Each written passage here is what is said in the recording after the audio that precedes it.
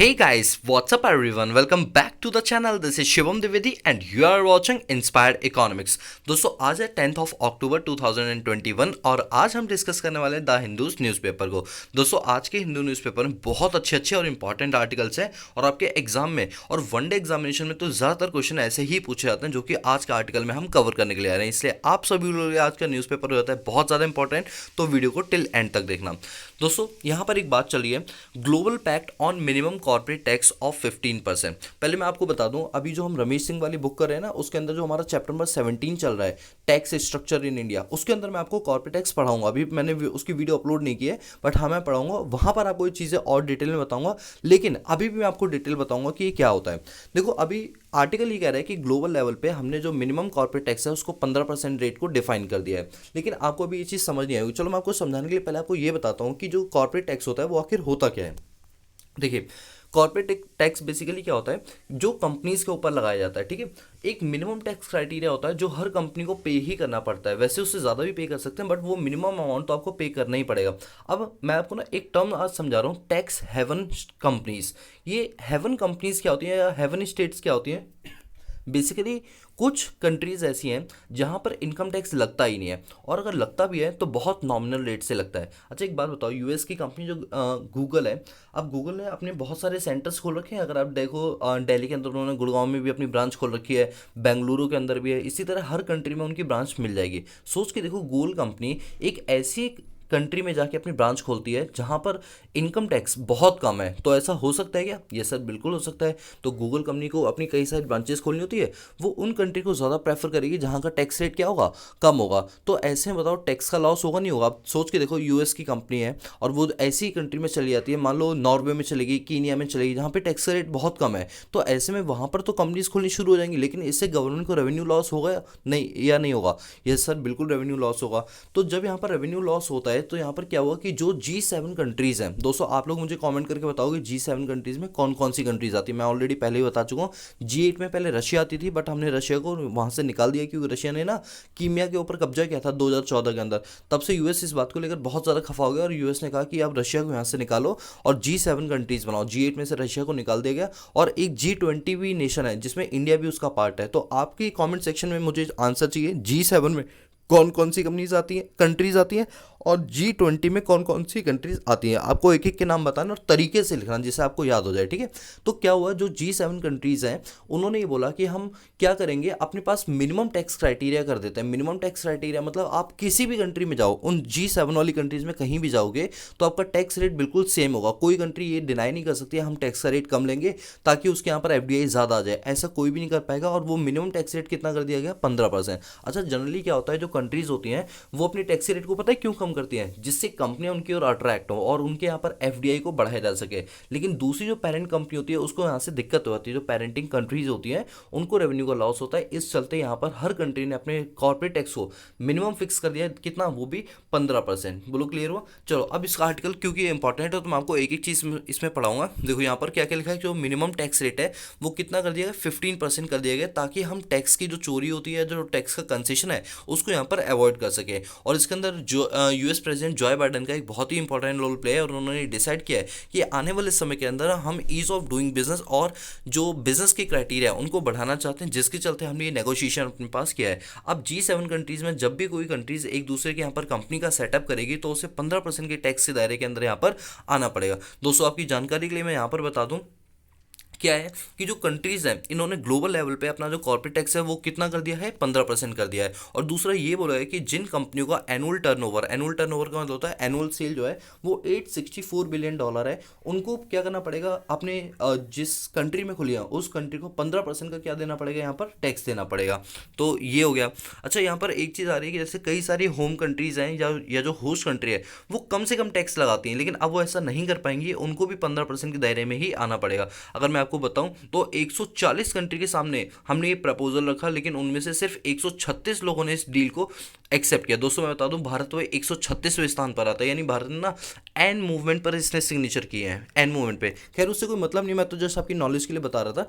तो 140 में से 136 कंट्री ने तो इस पर साइन कर दिए। तो सर जो 4 कंट्री है वो कौन कौन सी जिन्होंने साइन नहीं किए?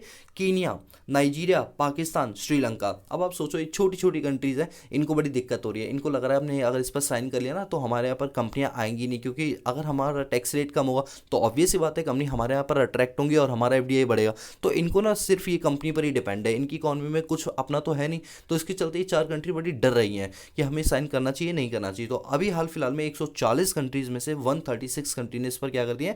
साइन कर दिए। और अभी भी जो 4 कंट्री जो मैंने आपको बताया, कीनिया, नाइजीरिया, पाकिस्तान और श्रीलंका, इन्होंने भी सिग्नेचर यहाँ पर नहीं किया। और अगर हम बात करें इस डील के अकॉर्डिंग क्या हुआ, 15% जो है वो आप मिनिमम क्या चार्ज करोगे, उन पर टैक्स का रेट यहाँ पर चार्ज करोगे। बोलो क्लियर हुआ? तो आई होप आपको ये सारी की सारी चीज़ें जो वो समझ आ गई। और कहा जा रहा है कि आने वाले 2023 के अंदर इस पूरी चीज़ को 100% क्या कर दिया जाएगा? अप्लाई करवा दिया जाएगा। ठीक है, चलिए इसके बाद यहाँ पर आ रहा है चाइना हियर टू से आर्मी चीफ ऑन लद्दाख। अब क्या है, आप जानते हैं कि 2+2 की मीटिंग होती है। अभी 13वें राउंड के अंदर क्या हो, जो कमांडर जो है वो संडे को मीट करेंगे, किनसे? चाइना के कमांडर से। और दोनों लोग अपनी लाइन ऑफ एक्चुअल कंट्रोल पे होने वाली एक्टिविटीज़ के बारे में यहाँ पर बात करेंगे। जैसे चाइना है वो लाइन ऑफ एक्चुअल कंट्रोल पे अपना इंफ्रास्ट्रक्चर प्रोजेक्ट खूब दबा के कर रही है, और जब इंडिया करता है तो वो हम पर हमला कर देती है। तो इन बातों को लेकर एक बहुत बड़ा कंसर्न है। और हमारे इंडिया के जो चीफ जनरल है, मतलब मनोज सर जो है, ये आर्मी के चीफ जनरल से बातचीत करेंगे और कोशिश करेंगे कि किस तरह से जो ये मुद्दे हैं उनको यहाँ पर सॉल्व किया जाए और किस तरह से पीस इस्टेब्लिशमेंट यहाँ पर जनरेट किया जाए। ठीक है, और यहाँ पे लेफ्ट साइड एक और न्यूज़ आ रही है, will write to election commission for ban on poll survey Mayawati. आप जानते हैं जो हमारे बीएसपी की जो ये चीफ मिनिस्टर रही थी पहले, मायावती यूपी की प्राइम मिनिस्टर रह चुकी है, एक्स प्राइम मिनिस्टर है। ओ सॉरी, प्राइम मिनिस्टर नहीं, chief minister. I am really sorry guys, I am really sorry.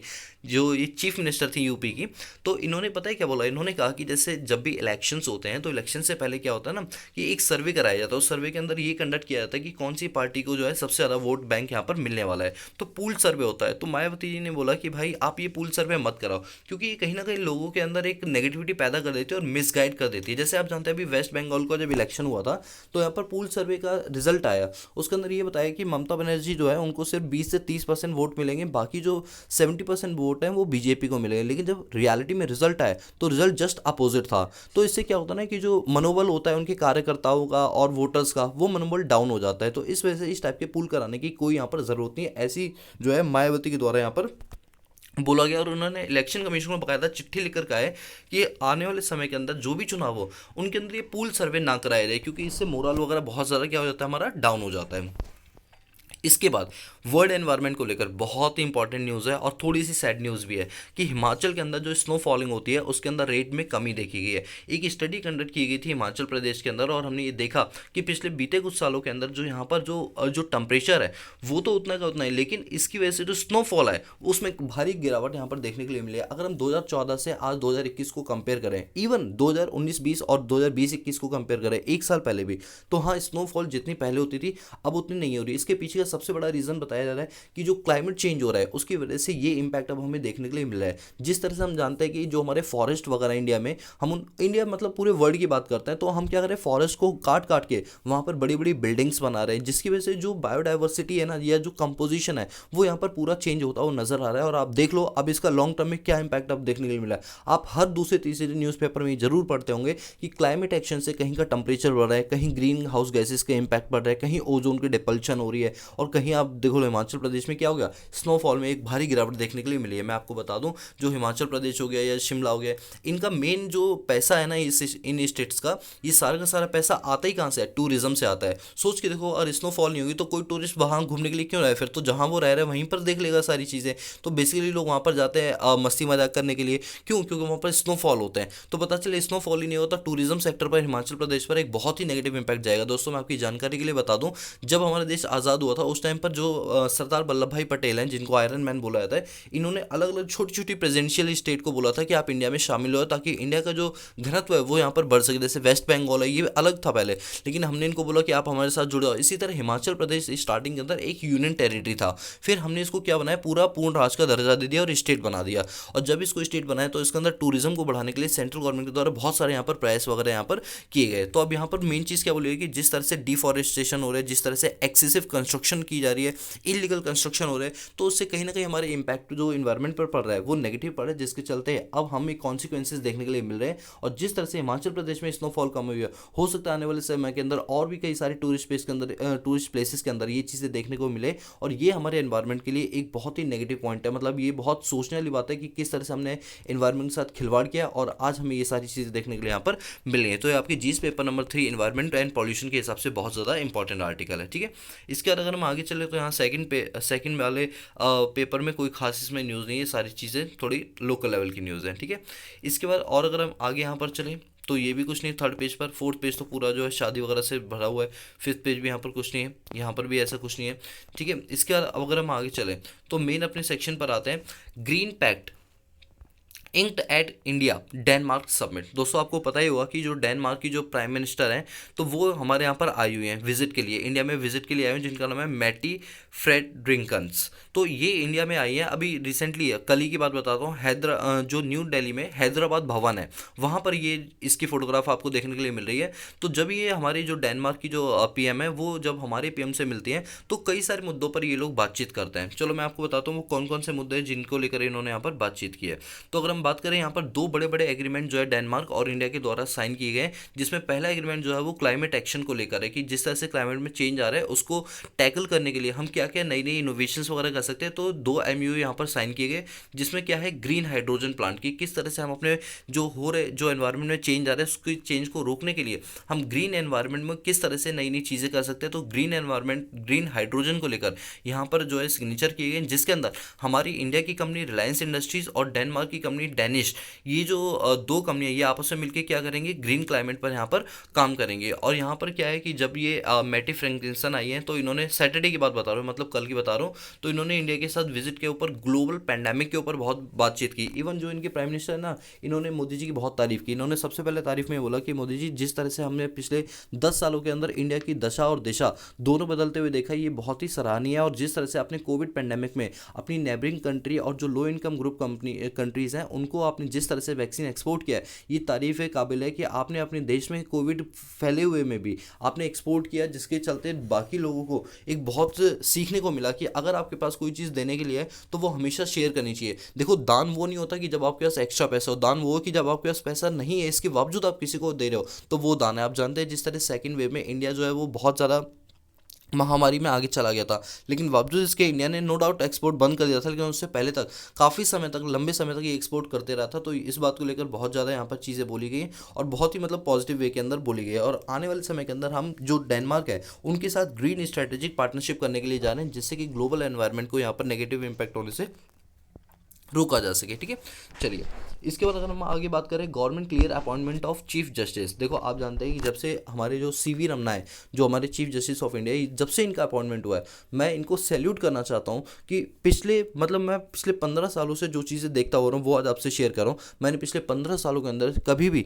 कोई ऐसा चीफ जस्टिस ऑफ इंडिया नहीं देखा जिसने इतने कम समय के अंदर इतनी ज़्यादा अपॉइंटमेंट की हो और जिसको इतना ज़्यादा कंसर्न हो कि हमें देश के लिए क्या क्या करना है। वरना आप जानते हैं सरकारी काम कितने धीरे धीरे होते हैं। इन्होंने कोलिजियम सिस्टम के थ्रू कई सारे हमारे चीफ जस्टिस ऑफ इंडिया जो वैकेंसीज खाली पड़ी थी सुप्रीम कोर्ट में और हाई कोर्ट में उनको फिलअप करने का काम किया, जिससे क्या हुआ जो कोर्ट केसेस जो पेंडिंग चल रहे हैं उनके अंदर जल्दी जल्दी सुनवाई होगी और जल्दी जल्दी एक्शन लिया जाएगा, जिसकी वजह से आप कोई भी केस अगर कोर्ट में करते हो तो उस पर आपको बहुत लंबी लंबी तारीखें नहीं मिलेंगी, क्योंकि जब कोर्ट में जजेस की पूरी प्रॉपर वैकेंसी जो है फुलफिल कर दी रहेंगी तो ऑब्वियस सी बात है इसमें जो लिटिगेशन जो पेंडिंग केसेस है उनका निपटारा यहाँ पर थोड़ा जल्दी तरीके से किया जाएगा। तो कोलिजियम सिस्टम की यहाँ पर तारीफ की जा रही है और कोलिजियम सिस्टम के बारे में आपको कई बार बता चुका हूँ, मैं पर थोड़ा सा हिंट दे दे तो कोलिजियम सिस्टम क्या होता है, एक ग्रुप होता है जजेस का जो ये पैनल डिसाइड करता है कि आने वाले समय के अंदर जो वैकेंसीज है उनमें किन किन जजेस की अपॉइंटमेंट यहाँ पर की जाएगी, वो अपनी रिकमेंडेशन देता है प्रेसिडेंट ऑफ इंडिया को। आपकी जानकारी के लिए बताओ तो 1993 के अंदर यहाँ पर कोलिजियम सिस्टम के अंदर 5 जजेस को अपॉइंट किया गया, जिसमें एक चीफ जस्टिस ऑफ इंडिया होता है और जो 4 होते हैं वो सीनियर मोस्ट जजेस मेंबर्स होते हैं।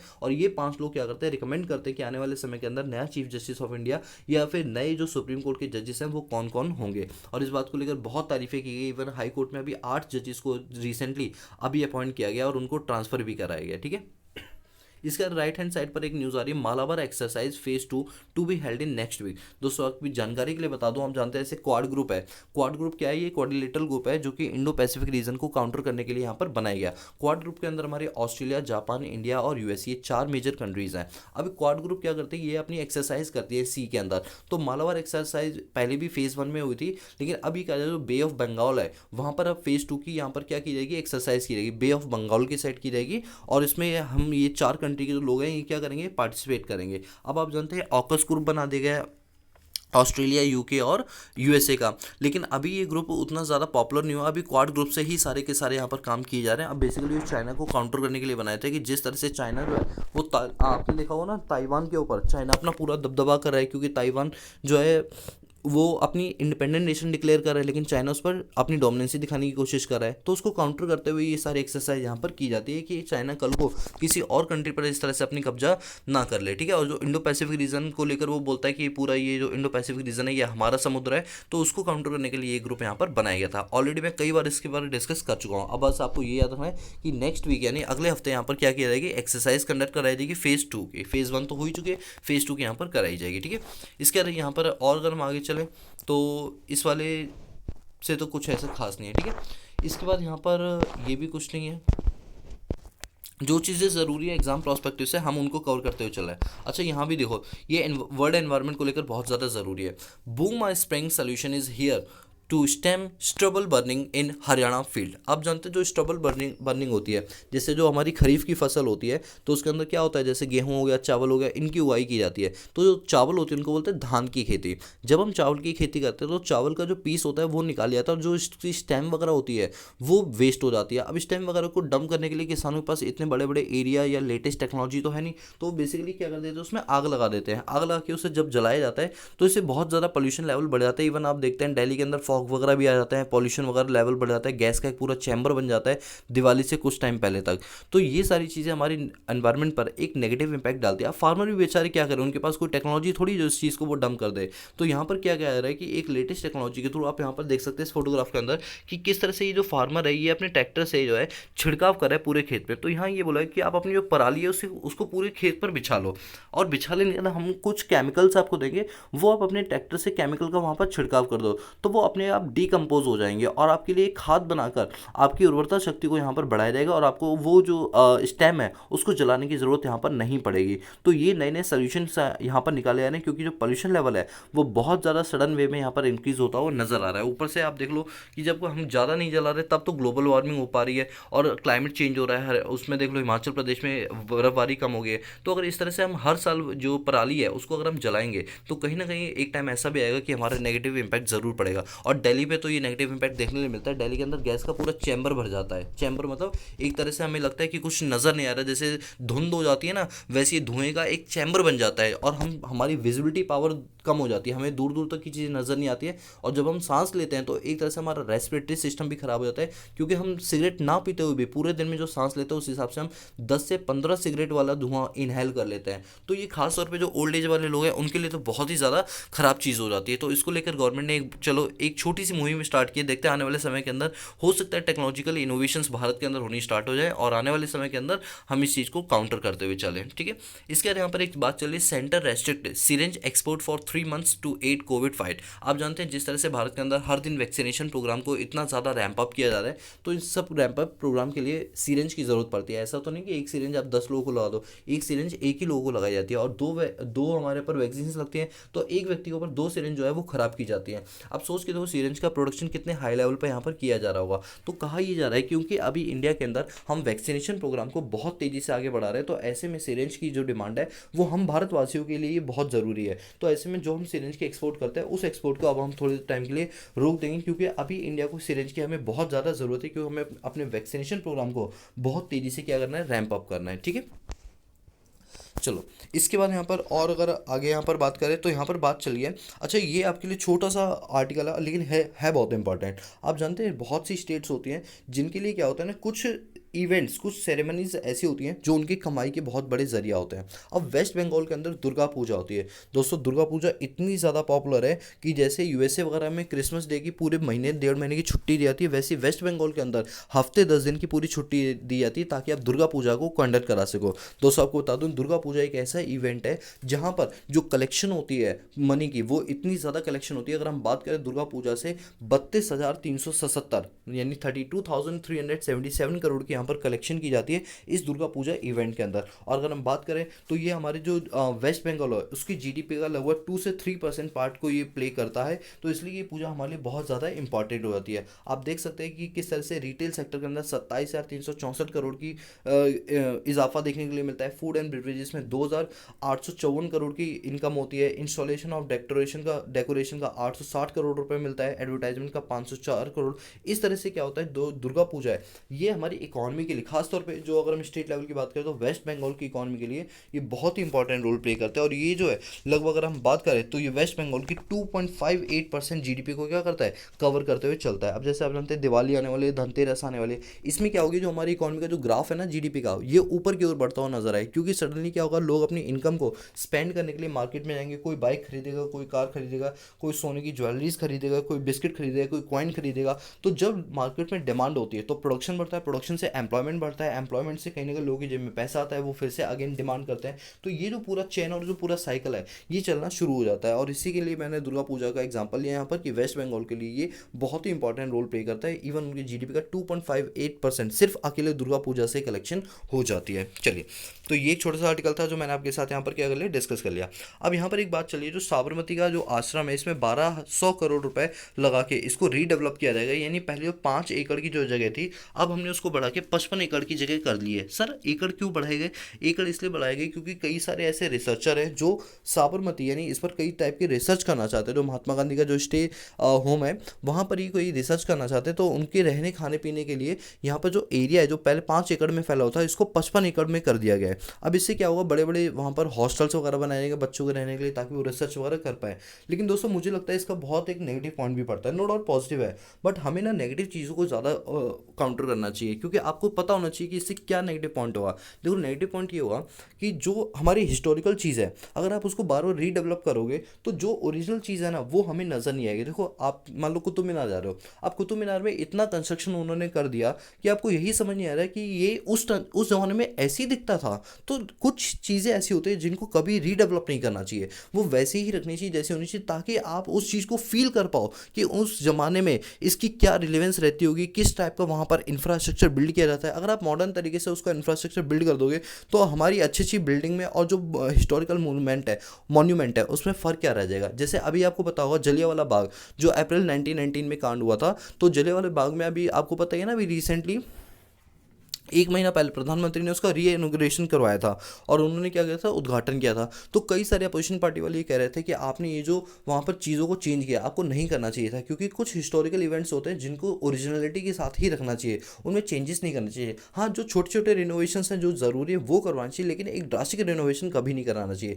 क्योंकि इससे क्या होता है ना कि आप उस चीज़ को कनेक्ट नहीं कर पाते। जो चीज़ हिस्टोरिकल होती है, जो चीज़ आपको वैसी ही नज़र आनी चाहिए जैसे वो नज़र आती है, तो आप उससे ज़्यादा कनेक्ट कर पाते हो कि रिसर्च में वो चीज़ें और ज़्यादा निखर कर आती हैं। जैसे मैं जापान की बात करता हूँ, आपको पता होगा अमेरिका ने सेकेंड वर्ल्ड वॉर के अंदर 2 बड़े बड़े न्यूक्लियर बम फेंके थे। कहाँ पर? जापान की एक सिटी है हिरोशिमा और जापान की दूसरी सिटी नागासाकी। तो जब वो बॉम्ब गिराए गए थे तो वहाँ पर इकोनॉमी बहुत ज़्यादा डिस्ट्रॉय हुई थी। आप अगर जापान कभी जाओ, आपको मौका मिले तो आप जापान में हिरोशिमा नागासाकी जाना, वहाँ पर जहाँ पर ये बम फोड़े गए थे तो जिस जगह पर वो बम गिरे थे वो आज भी वैसे ही नज़र आते हैं जैसे पहले नज़र आते हैं। यानी जापान गवर्नमेंट ने वहाँ पर पूरा उसको क्या बना दिया, एक म्यूजियम बना दिया है और उस म्यूजियम के अंदर वही ओरिजिनलिटी नज़र आएगी जो उस टाइम पर हुआ करती थी। तो आप चीज़ों को ज़्यादा अच्छे से कनेक्ट कर पाते हो, चीज़ों को ज़्यादा अच्छे से समझ पाते हो। यही चीज़ भारत को भी करनी चाहिए कि जो पुराने मॉन्यूमेंट्स हैं उनके अंदर ज़्यादा चेंजेस नहीं करने चाहिए, ताकि हम अपनी उस हिस्टोरिकल इवेंट को याद करके समझ पाएँ कि हाँ उस टाइम पर ये चीज़ें वहाँ पर चला करती थी। तो इसी तरह साबरमती आश्रम के अंदर 1200 करोड़ का प्रोजेक्ट रखा गया है कि इसको हम पूरा रैंप अप करेंगे। ठीक है, चलिए इसके बाद यहाँ पर बात आ रही है जो श्री जिनपिंग है यानी चाइना के जो प्रेसिडेंट है, इन्होंने बोला कि ताइवान के साथ वो एक मीटिंग करना चाहते हैं और उस मीटिंग में डिसाइड करना चाहते हैं कि किस तरह से ताइवान के साथ हम अपने डेवलपमेंटल रिलेशंस को अच्छे कर सकते हैं। अब मैं आपको बताता हूँ ये रियूनिफिकेशन का मतलब क्या है। अब आप जानते हैं जो ताइवान है, तो ताइवान क्या है, ताइवान अपनी एक इंडिपेंडेंट नेशन है, बट चाइना ये कहता है कि नहीं, ताइवान जो है वो चाइना का ही एक पार्ट है, रिपब्लिक ऑफ चाइना का ही एक पार्ट है। आप जानते हैं पिछले बीते कुछ समय के अंदर ताइवान जो है, ताइवान की जो टेरिटरी है उस पर कई सारे आर्मी के जो कूप्स है चाइना के, वो एंटर कर जाते हैं, अपने प्लेन्स वगैरह चलाते हैं, उनके ऊपर से निकाल देते हैं प्लेन, उनके टेरिटरी में घुस जाते हैं जैसे कि ये खुद की टेरिटरी हो। अब क्यों ऐसा हो रहा है, क्योंकि ताइवान ने एक बहुत बड़ी गलती ये कर दी, ये एक एग्रीमेंट के अंदर, मुझे दोस्तों आप लोग नाम बताओगे वो कौन सा एग्रीमेंट है जिसके अंदर ये घुसना चाहता था, जिसमें 11 कंट्रीज है। मैं आपको थोड़ा हिंट दे देता हूँ, उस एग्रीमेंट में 11 कंट्रीज है और ये 12वीं कंट्री बनना चाहता था ताइवान। लेकिन जब चाइना को पता चला तो चाइना ने इस पर और ज़्यादा कब्जा करने के लिए अपने आर्मी कूप्स भेजने यहाँ पर शुरू कर दिए। तो कहा ही जा रहा है कि जो शी जिनपिंग है ये आने वाले समय के अंदर ताइवान को लग रहा है कि पूरी पूरी तरीके से कैप्चर यहाँ पर कर लेंगे। ठीक है, चलो आप मुझे ये सारी चीज़ें बताना जो भी मैं आपसे पूछा हूँ। अच्छा, तालिबान जो है वो यूएस के साथ जो है कोई बातचीत करने के लिए बात ही नहीं कर रहा है। जैसे यहाँ पर यूएस वाले चाहते हैं कि कोई भी एक रिप्रेजेंटेटिव आके जो है ताइवान का यहाँ पर बात करे, तालिबानी का, not Taiwan, sorry I am really sorry, मैंने ताइवान बोल दिया, मैं तालिबान बोलना चाह रहा था। तालिबान के अंदर जो भी इनकी सरकार, जो भी बंदा है, कोई एक बंदा आके ये बातचीत करे कि किस तरह से ये लोग वहाँ पर काम करेंगे, लेकिन तालिबान के द्वारा साफ मना कर दिया कि हमारे में से कोई ऐसी बातचीत करने के लिए नहीं आएगा। यही फ़र्क होता है कि अगर एक पॉलिटिकल पार्टी होती है और एक डोमिनेंसी पार्टी होती है, दोनों में यही फ़र्क होता है। ये डोमिनेंसी पार्टी अपनी डोमिनेंसी दिखाने की कोशिश करे, यही पॉलिटिकल पार्टी होती है तो वो मीटिंग के लिए कभी मना नहीं करती, क्योंकि उसे पता है हमें जो भी बात करनी है अपने देश हित में रहकर बात करनी है, और ये कभी देश हित में रहकर बात करना ही नहीं चाहते हैं। ठीक है, इसके बाद अगर हम यहाँ पर और आगे चलें तो इसमें फिलहाल तो अभी ऐसा कुछ भी इसमें न्यूज़ नहीं है। हाँ, छोटी सी न्यूज़ आ रही है कि जो नेचुरल गैस के जो प्राइसेस है वो दिन पर दिन बढ़ते हुए नज़र आ रहे हैं। अब आप जानते हैं जैसे सर्दियाँ आती हैं तो इसमें नेचुरल गैस के प्राइस रैंप अप होते हुए नज़र आते हैं, लेकिन अभी सर्दियाँ आई भी नहीं है, लेकिन उससे पहले यहाँ पर नेचुरल गैस के जो प्राइसेस है वो हमें यहाँ पर बढ़ते हुए नज़र आ रहे हैं, जिसको लेकर एक बहुत बड़ा कंसर्न जताया जा रहा है कि ऐसा क्यों हो रहा है कि सडनली नेचुरल गैस के जो प्राइसेस है बढ़ रहे हैं। अगर हम बात करें यूएसए, ऑस्ट्रेलिया, नाइजीरिया, इनके अंदर ऑयल के जो प्राइसेस है और जो नेचुरल गैस के प्राइस है वो सडनली इंक्रीज होते हुए यहाँ पर नजर आए। तो कहीं ना कहीं से इंडिया पर एक नेगेटिव इंपैक्ट ये जाएगा कि हम जो नेचुरल गैस से जो चीज़ों का इंपोर्ट कर रहे हैं और जो चीज़ें बना रहे हैं वो इंटरनेशनल लेवल पे महंगी हो रहेगी और इसका नेगेटिव इंपैक्ट हमारे एक्सपोर्ट पर देखने के लिए मिल सकता है। ठीक है, इसके बाद यहाँ पर मॉडर्ना वैक्सीन को लेकर बोला गया कि 3 कंट्रियों ने मॉडर्ना वैक्सीन को लेकर पॉज कर दिया कि वो यहाँ पर मॉडर्ना वैक्सीन को अपने यहाँ पर इम्प्लीमेंट नहीं करवाएंगे। ठीक है, छोटा सा, मैं ज़्यादा इस पर डिस्कस नहीं करूँगा। और आप जानते हैं आज संडे, तो संडे के दिन साइंस और न्यूक्लियर जो चीज़ें होती हैं उन पर थोड़े से ज़्यादा क्वेश्चन यहाँ पर पूछे जाते हैं। अच्छा, ये चीज़ें हम ऑलरेडी पिछले एक हफ्ते के अंदर कवर कर चुके हैं कि किस तरह से नोबेल प्राइज़ जो है वो अलग अलग फील्ड के अंदर यहाँ पर मिलते जा रहे हैं। तो यही वो सारे पर्सन हैं, मैं ऑलरेडी इनके बारे में उसी दिन डिस्कस कर चुका हूँ जब इनको नोबेल प्राइज़ मिला था। जैसे आप जानते हैं फिजिक्स के कैटेगरी में मिला था, केमिस्ट्री की कैटेगरी में मिला था, जर्नलिज्म में मिला था, बायोलॉजी में मिला था। तो ये सारी चीज़ें, ठीक है, ये पूरा आर्टिकल वही है जो हम ऑलरेडी इतने टाइम से डिस्कस करते हुए आ रहे हैं। ठीक है, चलिए, तो ये भी वही है। इन्होंने तो खैर फ्रीडम ऑफ एक्सप्रेशन, ये पता है कौन है, जर्नलिस्ट हैं ये दोनों। इन्होंने जर्नलिस्ट में इतना फेयर जर्नलिज्म किया है कि अगर गवर्नमेंट को भी इन्हें क्रिटिसाइज़ करना होता तो खुल्लम खुल्ला गवर्नमेंट को क्रिटिसाइज़ करते थे। जो चीज़ सही है वही दिखाने की ये लोग कोशिश करते थे, जिनके चलते इन दोनों जर्नलिस्ट को क्या मिला है, नोबेल प्राइज़ मिला है। ठीक है, चलिए, ये सारी बातें यहाँ पर चल रही हैं। और इसके बाद यहाँ भी कुछ ऐसा नहीं है जो न्यूज़ मुझे आपको बतानी चाहिए, कुछ खास नहीं है सच बोलूँ तो। ठीक है, इसके बाद तो ये स्पोर्ट्स न्यूज़ आ गई। ठीक है, तो आज के द हिंदू न्यूज़पेपर आर्टिकल में इतने, क्योंकि आज मैंने नोट्स इसलिए नहीं बनाए क्योंकि आज संडे का दिन है ना, तो ऐसा नहीं संडे के दिन नोट्स नहीं बनाते हैं। ऐसा होता है कि जहाँ पर लगता है हमें नोट्स बनाने की ज़रूरत है वहाँ मैं डेफिनेटली आपके लिए नोट्स बनाता हूँ। आज के आर्टिकल में सिर्फ ऐसी इंपॉर्टेंट चीज़ें थी एक न्यूज़ की तरह, लेकिन उस पर कोई रिगार्डिंग कोई नोट्स वगैरह नहीं जरूरी थे, इसलिए आज नोट्स नहीं बने। ठीक है, so guys that's all about this video lecture series. बाकी मिलते हैं नेक्स्ट क्लास में, तब तक के लिए पीस आउट।